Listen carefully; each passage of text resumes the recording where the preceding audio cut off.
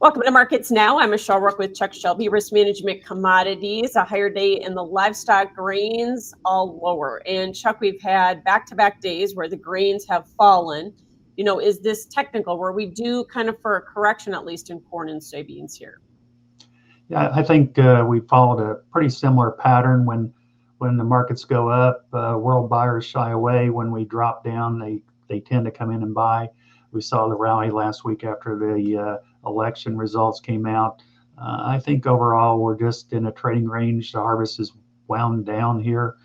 Producers are pretty much finished and basis improving. So I think, again, the market who has trading the ranges doesn't have the ability to break out to the upside, but we find good support when we pull the market back too far. Yeah, at least corn and soybeans kind of got up into those upper end of the trading ranges, and it looks like we probably hit some resistance levels on the charts and got some profiting. But did we also get farmers selling up there, as you had mentioned? Well, I think there's some farmers who are in the final stages of harvest who have seen the basis improve pretty significantly. So when you look at the cost of DP or storage compared to letting it go on an improving basis, I think there is some farmer selling going on. Also, some farmers who have grain in the bin with this basis improvement, maybe they're looking at some December delivery contracts. So producers are taking a look at it this time, and certainly, we've had a good rally off the lows. Yeah. Have you been surprised at how strong the basis has been here with this big crop, Chuck?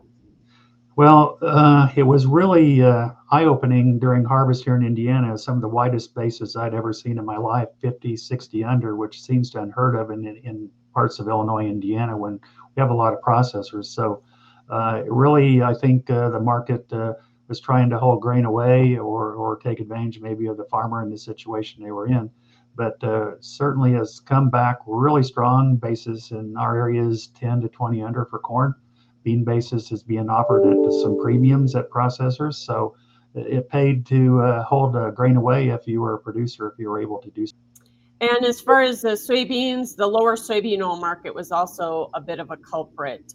We've been on just a tear in soybean oil, and it was a pretty tough down day today, wasn't it? Yeah, I think it's probably got to do with potential policies, a new EPA administrator that will come on with the new administration. But there's some other factors, some of the used bean oil that's been coming in from China into the United States, maybe those get slowed down. So possibly, hopefully in the long run, it'll still be bean oil will have its day again, and we'll get blended off like we thought it could initially when it first came about. And you had mentioned the basis improving here, especially for corn and soybeans, but we also have the bull spreads working. There's good demand coming Yes. at this market. In a positive market or things that are going positive, when you have bull spreads working where the front end is stronger and the deferred months are weaker, that's a sign of a positive market. So I think again, we've got some things working together here that can give us some opportunities as we move into December and into the beginning of the year. So I think markets have made a bottom. It's just a question of how much rally can you get, how much demand can we have here in the month of end of the month here and go into December. Another pressuring factor for all the grains on Tuesday was the strength of this dollar again, wasn't it? Yeah, the dollar has rallied significantly. It certainly hurts us in the world market, in the export world.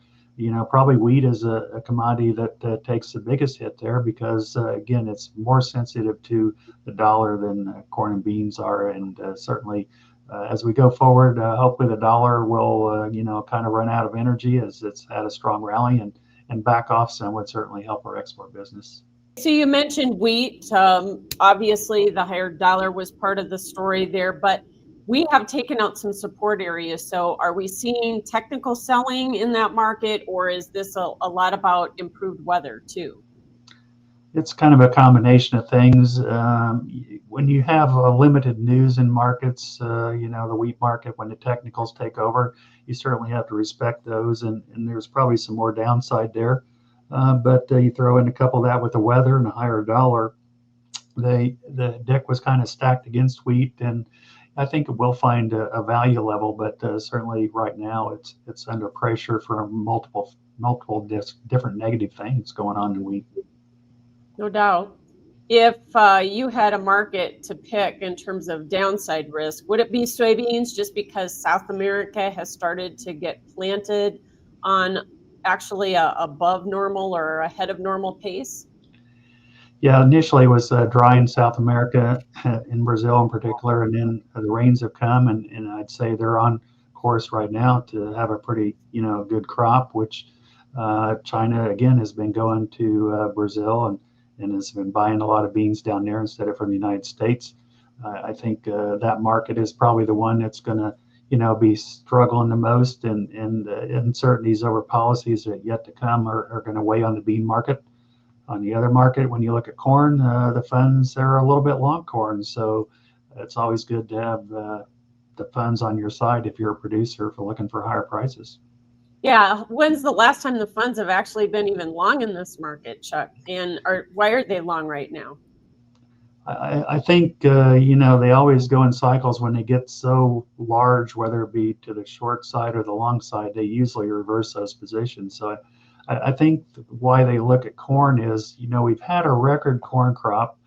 And as we go through the numbers, we still have a smaller carryout. So the demand is there, carryout smaller, even with a record crop. What are acres going to be as we move into the 2025 growing season?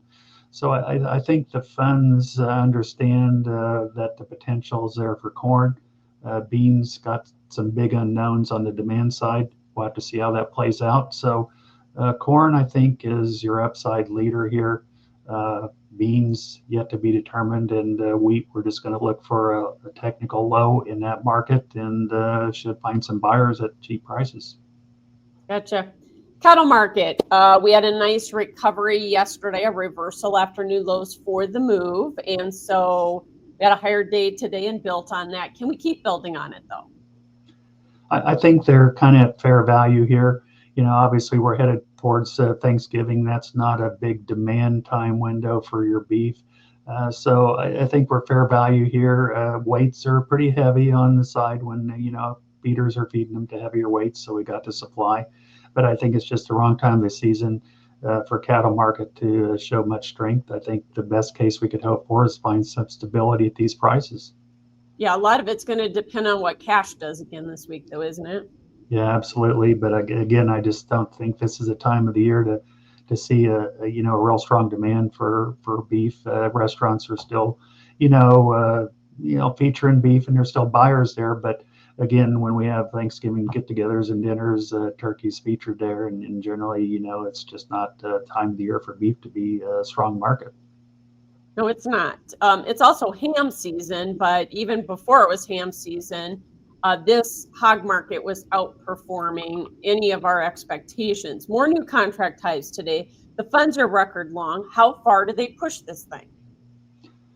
I think it goes back to the funds saw that pork was cheap in relationship to beef. The consumers, were going to look at a cheaper cut there, and the demands there.